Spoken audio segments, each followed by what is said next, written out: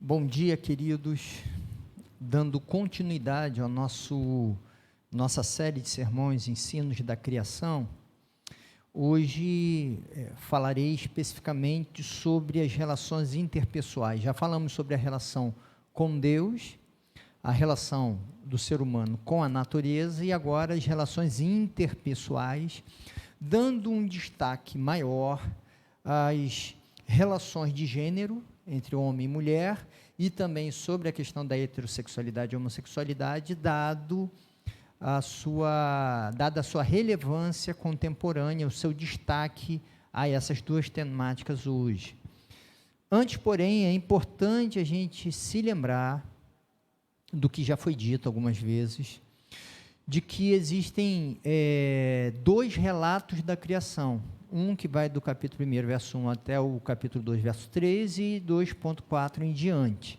São dois relatos distintos, porém, que não são contraditórios. E por que não são contraditórios? Como eu já falei, porque não há uma pretensão de literalidade. A gente não lê o texto da criação de uma forma literal. Esse texto nos traz informações teológicas importantíssimas, tanto assim que Jesus resgata essas informações quando vai falar sobre a questão do divórcio. Então, teologicamente, há informações muito preciosas, mas não há informações relevantes no campo da ciência, por exemplo, de como que o mundo surgiu, ou o ser humano, ou históricos ou sociológicas, do tipo como que as sociedades se formaram, tanto que Caim mata Abel e quando sai tem uma cidade pronta, ou seja, não há nenhuma pretensão de literalidade, isso a gente já viu nos sermões anteriores, como também de uma forma muito mais exaustiva nos nossos estudos bíblicos aqui na EBD. Caso se interprete literalmente, há pessoas que fazem assim, mas eu julgo que isso gera uma corrupção do texto. É uma violência às pretensões do texto. Então, vamos lá. Pensando nas relações interpessoais a partir dos ensinos da criação. Pensando primeiro nas relações interpessoais e depois pensando nas relações entre gênero e depois pensar na questão da heterossexualidade, homossexualidade, primeiro a gente vê que há uma igualdade radical entre o homem e a mulher. No primeiro capítulo, no primeiro relato da criação, no capítulo 1, verso 27, diz assim, olha, criou Deus o homem à sua imagem, a imagem de Deus o criou, homem e mulher os criou, Deus abençoou e lhes disse, sejam férteis e multipliquem-se, encham e subjuguem a terra, dominem sobre os peixes do mar, sobre as aves do céu e sobre todos os animais que se movem pela terra. Ou seja, criou Deus a humanidade, homem e mulher os criou, ao mesmo tempo, tá? No primeiro relato da criação, e no segundo relato da criação, no capítulo 2, verso 18, diz, então o Senhor Deus declarou, não é bom que o homem esteja só, farei para ele alguém que o auxilie e que o corresponda. Depois que formou da terra todos os animais do campo, todas as aves do céu, o Senhor Deus os trouxe ao homem para ver como este lhe chamaria, e o nome que o homem desse a cada ser vivo, esse seria o seu nome. Assim o homem deu nomes a todos os rebanhos domésticos, às aves do céu e a todos os animais selvagens. Todavia não se encontrou para o homem alguém que o auxiliasse e lhe correspondesse, alguém que lhe fosse equiparado, igual. Então o Senhor Deus fez o homem cair em profundo sono, enquanto este dormia, tirou-lhe uma de suas costelas, fechando o lugar com carne. Com a costela que havia tirado o homem, o Senhor Deus fez uma mulher e a levou até ele, disse então o homem, esta sim é osso dos meus ossos e carne da minha carne. Ela será chamada mulher, porque do homem foi tirada. Por essa razão o homem deixará pai e mãe e se unirá à sua mulher e eles se tornarão uma só carne. Perceba, há uma relação de equivalência, de igualdade, entre homem e mulher. Não há hierarquias, há igualdade. No relato da criação, homem e mulher são criados juntos. No segundo relato, o homem é criado primeiro, mas ele se sente faltoso, está solitário. Deus cria alguém que lhe corresponda, alguém que se equipare a ele. Então, não há aqui, nem no primeiro relato, nem no segundo relato, uma ideia de hierarquia, de superioridade, de proeminência de um sobre o outro. Há uma igualdade plena, tá? Há diferenciação sobre o papel sexual, mas não no papel social. Ok. Então, isso é o que é percebido no relato da criação. E o que acontece? Acontece que tem um pecado. No relato do pecado, é aí que surge a desigualdade entre os gêneros. O homem e a mulher são percebidos de forma desigual, tá? E aí, no capítulo 3, verso 16, que o desejo da mulher será para o seu marido e ele a dominará. Então, perceba que a desigualdade entre os gêneros é uma consequência do pecado. Então, como consequência do pecado, a gente tem a lógica da submissão feminina, a gente tem a lógica do machismo, a gente tem a lógica de uma hierarquia do homem sobre a mulher, a partir não da criação, mas do surgimento do pecado. E pensando que o homem e a mulher representam a humanidade, perceba que essa igualdade também se dá, a pretensão da criação é de uma igualdade entre os gêneros e entre toda a criação. Tá? Então, a proposta, como o casal representa a humanidade, inclusive quando Paulo vai falar sobre Adão, o pecado de Adão e de Eva, ele fala que o pecado deles é um pecado da humanidade, porque ele representa a humanidade, né? Então, esse casal representa a humanidade. Então, isso significa que a proposta é de uma igualdade plena entre as pessoas, igualdade social, né? Há diferenças de características pessoais, mas não de valor social, tá? A consequência do pecado, portanto, é a desigualdade social, a injustiça social, os preconceitos que nos fazem ver de forma diferenciada as pessoas, né?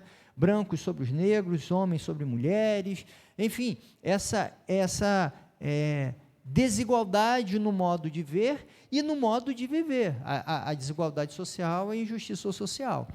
Todas essas realidades de desigualdade decorrem do pecado.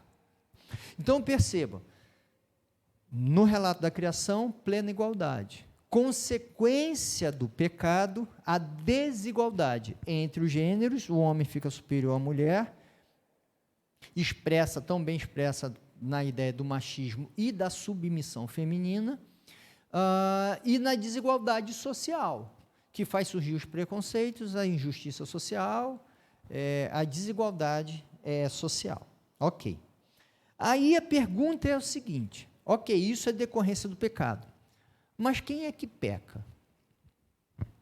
Perceba, isso não é simples.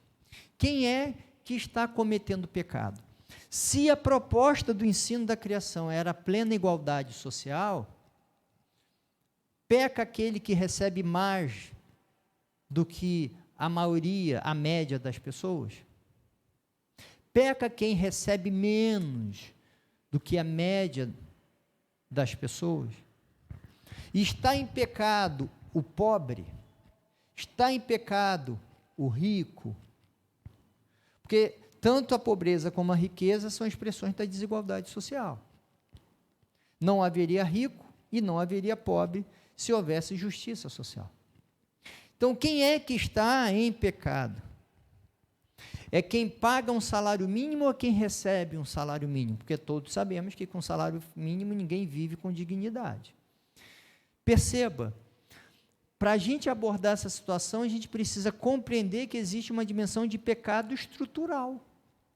É um pecado que, entrado o pecado no mundo, desequilibrou as relações sociais de tal forma de tal forma que as nossas relações, todas elas, estão marcadas e orientadas pelo pecado inevitavelmente, de tal forma que esse pecado enraizado na cultura se transforma num pecado estrutural, de tal forma que as nossas condições de vida se dão de forma desigual. E quem é que peca?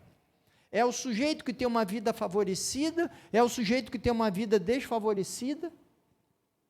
Julgo eu que não é o sujeito quem peca.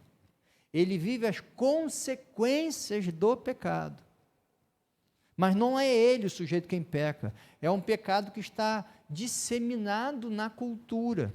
É por isso que aquele que ganha acima da média nacional, que é muito baixa, ganha seus 10 mil por mês, renda familiar de 10 mil, ele não está em pecado porque a renda familiar dele está em 10 mil, ou não está em pecado porque a renda familiar dele é de 1.000.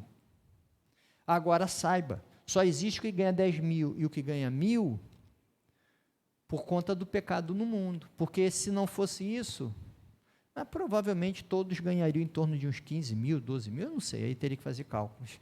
Entende? Agora, não está em pecado aquele que está acima ou aquele que está abaixo. Não está em pecado aquele que ganha 50 mil por mês, a renda familiar 50 mil, enfim. Então, perceba. Por quê? Porque o sujeito não tem como dar conta dessa realidade que lhe é mais ampla. Eu não tenho como chegar e falar assim, a partir de hoje, as minhas relações sociais irão superar o pecado. Não tem como. Quando você vai no mercado, tem uma pessoa que é explorada pelo patrão, e você não tem como deixar de fazer a sua compra no mercado. Então você alimenta esse processo de exploração. Entende como você não tem como se distanciar do pecado estrutural? Ele te marca, te compõe nas suas várias relações. E não é você que compra no mercado que está em pecado. Porque se você tivesse que evitar todas essas relações de injustiça, não ia poder fazer compra no mercado, não poderia ter seu dinheiro no banco. Não, entende que isso é inviável? De igual forma, as relações de gênero, homem e mulher. A submissão feminina é uma consequência do pecado, é algo fora do desejo divino. Porque no desejo divino os gêneros são equivalentes, igualitários. Então por que Paulo falou da submissão feminina? Ele orientou errado? Não. Por que não? Porque esse é o contexto do pecado estrutural de sua época, como até hoje. Então, assim como, julgo eu, se Paulo fosse falar para um patrão, falasse assim, patrão, pague todos os direitos que um funcionário possui, cumpra isso com rigor, tratando com toda a dignidade. E isso daria um salário que não é justo. Mas é a realidade social. Não daria para o Paulo falar assim, faça toda a justiça social. Lembra quando ele fala para Filemon? Que ele fala da escravidão? Que era para se tratar o Onésimo, aquele escravo que fugiu com toda a dignidade, mas mantendo-o como escravo. E eu acredito que você não vá sugerir que Paulo estivesse nos ensinando sobre a manutenção da escravidão. De igual forma, sobre a submissão feminina. É o que havia na época.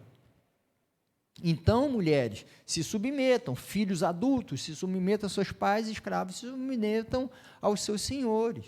Não que esse fosse o desejo de Deus, da igualdade produzida por Deus.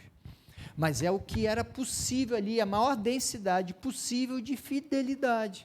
Então, assim como nas relações interpessoais, nas relações sociais, a expressão da fidelidade e a busca pela justiça social na sua maior densidade possível, de igual forma, nas relações entre homem e mulher, a fidelidade maior, a expressão da fidelidade, é a relação entre um homem e uma mulher em plena igualdade, sem submissão.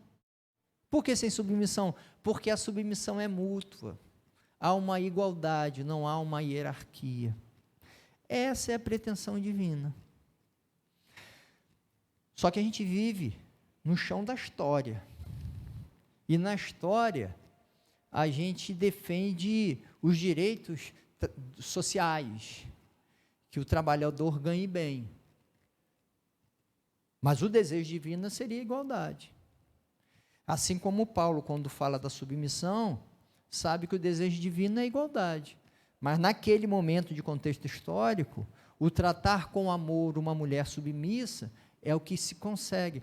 A postura de fidelidade nem sempre incide sobre o pleno, porque o pecado estrutural circula, entende? Espero que você entenda isso. A gente não consegue uma vida sem pecado, porque o pecado nos circunda, tanto em nós, como Paulo fala, o pecado habita em nós, quanto circula na gente, na sociedade. A gente não consegue uma vida longe do pecado. É certo que no pecado estrutural da injustiça social, pouco eu consigo fazer, mas nas relações de igualdade entre os gêneros, esse eu consigo operar com maior intensidade. Por quê? Porque eu casado, eu homem casado com uma mulher, eu tenho condições de, nesse ambiente doméstico, dar a maior incidência possível de plena igualdade entre homem e mulher. É mais fácil. Então, perceba, estamos diante do pecado estrutural, não se encontra em pecado aquele que usufrui ou é prejudicado pelas injustiças sociais, porque isso está no campo da estrutura, da cultura. Agora, eu, como servo de Jesus Cristo, eu vou buscar, na maior densidade e possibilidade possível, a justiça social, assim como nas relações entre gênero. Agora, o machismo circula na sociedade. E a gente vai tentar, ao máximo, resgatar e implementar a dignidade da mulher, mas nem sempre a gente consegue. Tanto assim, os exemplos aqui nessa igreja, aqui, por exemplo, ficam claros. Em todas as ações de serviço, a maioria são as mulheres, e os homens são servidos. Então, no cuidado das crianças, no cuidado no fazer da alimentação, tem exceções? Mas majoritariamente são as mulheres. E no campo da sexualidade? No campo da sexualidade, o relato claramente afirma a heterossexualidade como parâmetro da sexualidade humana. A homossexualidade é ignorada. É óbvio que no momento em que essas tradições orais, porque o texto primeiro foi oral, transmitido oralmente pelas gerações, já havia homossexualidade. Homens se relacionando com homens e mulheres com mulheres. E quando foi escrito, óbvio, também. Mas a homossexualidade aqui, ela é ignorada, nem criticada, nem apontada, ela é ignorada, tá? Mas a heterossexualidade, claramente, é a referência aqui. Isso fica evidenciado, por exemplo, no primeiro relato da criação, capítulo 1, verso 28, quando diz que Deus os abençoou e lhes disse: sejam férteis e multipliquem-se, encham e subjuguem a terra, dominem sobre os peixes do mar, enfim, e fala sobre o que era para dominar, mas diz que era para eles sejam férteis e multipliquem-se. Isso pressupõe a heterossexualidade. E no segundo relato da criação, no capítulo 2, verso 24, diz: por essa razão, o homem deixará pai e mãe e se unirá à sua mulher, e eles se tornarão uma só carne. Essa expressão, uma só carne, refere-se ao ato conjugal, ao ato sexual. Lembra quando Paulo fala sobre a união com uma prostituta? Que ele fala lá em 1 Coríntios 6, que aí o homem seria uma só carne com essa mulher, com essa prostituta. Ou seja, é uma expressão que se refere ao ato sexual e no contexto aqui fala homem e mulher viviam nus. Então, está falando do ato sexual entre um homem e uma mulher. Tá? No verso 25 fala, o homem e a mulher viviam nus, enfim. Então, está falando sobre o homem e a mulher. Esse é o parâmetro. Ponto. Consequência do pecado. Surge o desejo homossexual e as práticas homossexuais. Então, dentro do relato da criação, e óbvio, esse assunto da homossexualidade é assim, mais até do que a discussão de gênero, que também traz muita controvérsia, esse então traz muitas implicações. A gente vai agora ignorar o que foi dito lá por Paulo em Romanos capítulo 1, em Coríntios e lá em Timóteo. A gente vai ignorar os relatos lá do Novo Testamento que abordam a questão da homossexualidade. A gente vai ignorar. Aqui no texto da criação, tá? O que há é heterossexualidade, e como a homossexualidade surge depois, entendemos que ela é decorrência do pecado. Entendemos por quê? Porque é um assunto absolutamente ignorado na lógica da criação. Então, a homossexualidade em seu desejo e prática é decorrência do pecado. Aí vem a pergunta, e quem é que peca? O sujeito que tem a orientação homossexual? É esse quem peca? Lembrando que a orientação sexual não é um ato de escolha, não é uma escolha, não é uma opção, não existe opção sexual. Orientação sexual implica no seguinte conceito: o sujeito, quando ele se percebe desejante, com um desejo sexual aflorado e plenamente consciente, ele se percebe desejando alguém do mesmo sexo. Assim como eu, Remi, quando eu cheguei lá, numa determinada idade, não vou me lembrar, 11 anos, 10 anos, 12 anos, não me lembro, mas quando eu percebi que eu desejava sexualmente, isso ficou absolutamente claro isso, eu me vi orientado sexualmente por mulheres, um desejo heterossexual. Eu não tive assim, olha, Remi, você tem que ser hétero. Não. A minha orientação, naturalmente, esse natural, na minha experiência de vida. Ou seja, o contexto de formação do meu desejo me orientou sexualmente para mulheres. E há pessoas cuja orientação, a formação do seu desejo, o leva a desejar alguém do mesmo sexo. Então, a gente não está falando de escolhas, a gente não está falando de opções, a gente está falando de orientações, tá? Então, não é que o sujeito fala assim, eu quero ser homossexual. Tanto assim que são diversos os relatos, e eu acompanhei algumas pessoas nessa situação, inclusive irmãos nossos de igreja, que desejavam ter o desejo heterossexual, mas não conseguiam, tentaram, esforçaram-se. Tem pessoas até que casaram e depois se separaram, ou ficaram infelizes o resto da vida, porque tentaram forçar um desejo que não era próprio dele ou dela. Então a pergunta é, esse sujeito que deseja homossexualmente, ele se encontra em pecado? Perceba que aí a gente tem um desdobramento complexo e difícil. Por quê? Porque a gente já viu que as relações de desigualdade social estão fora do desejo de Deus. Mas eu vou ser muito honesto. Eu ganho acima da média nacional. E não me sinto em pecado por conta disso. Inclusive, eu busco até ganhar mais. E eu não me sinto em pecado com isso. Eu não me percebo em pecado por conta disso, e eu acredito que nem você, que assim o vive. E nem você considera aquele pobre como um pecador por estar pobre. Ué, mas isso decorre do pecado. mas é um pecado que me antecede e que eu não tive um poder decisório sobre ele, eu fui apenas atingido por ele. De igual forma é esse homossexual, o pecado lhe antecede. Ele não teve poder de ação sobre essa dimensão pecaminosa que circula na sociedade.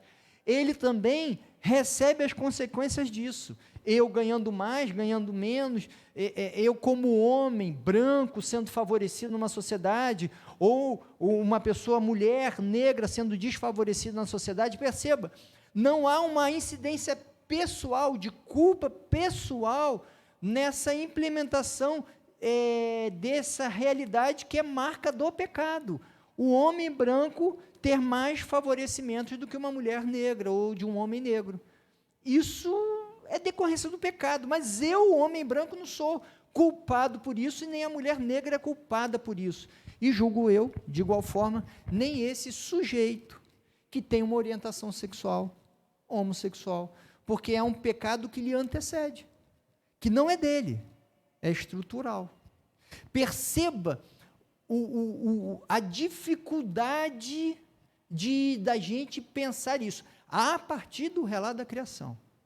Depois a gente pode desdobrar e pensar com mais vagar sobre o que é dito por Paulo, e é Paulo quem aborda sobre isso no Novo Testamento. Mas perceba,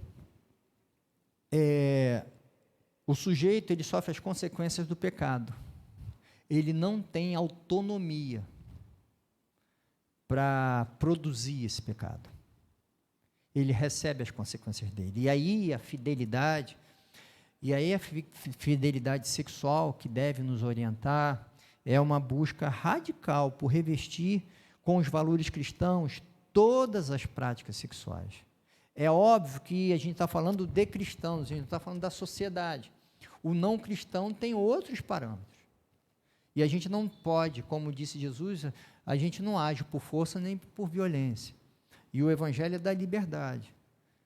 Mas nós, seguidores de Cristo, nós devemos buscar dar a maior densidade possível dos valores cristãos nas nossas relações sexuais.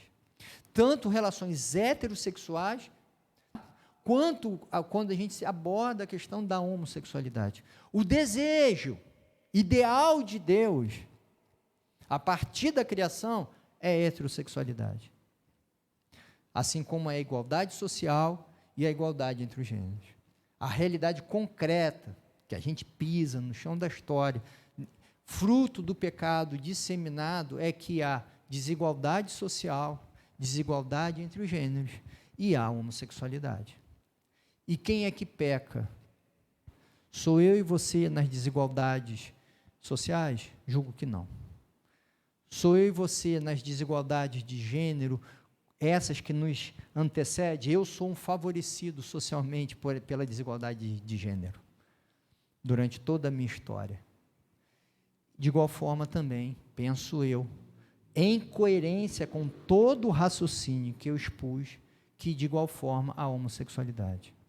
Não significa que seja o desejo de Deus, mas significa que esse sujeito que tem uma orientação homossexual, ele não é, sujeito, fomentador do pecado, nem escolheu o pecado.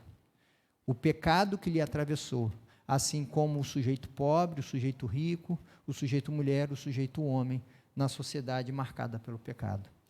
Eu espero que a gente consiga dar os desdobramentos necessários a isso, e eu sugiro você que nesses assuntos sobre relações entre gêneros e relação sobre a homossexualidade, heterossexualidade, tão candentes e tão importantes no contexto contemporâneo que a gente vive, que você busque fazer as perguntas e que você busque se debruçar no texto bíblico e com seriedade olhar para o texto de Paulo, tanto sobre submissão quanto sobre homossexualidade, lê-los, interpretá-los em muita oração e talvez, quem sabe, em muita discussão. E quem sabe nós não teremos essa oportunidade aqui nessa igreja dentro de um tempo mais à frente. Que Deus nos abençoe e que Deus sempre nos oriente nas compreensões que precisamos ter sobre a vida cristã, sobre a relação com Ele, com Deus,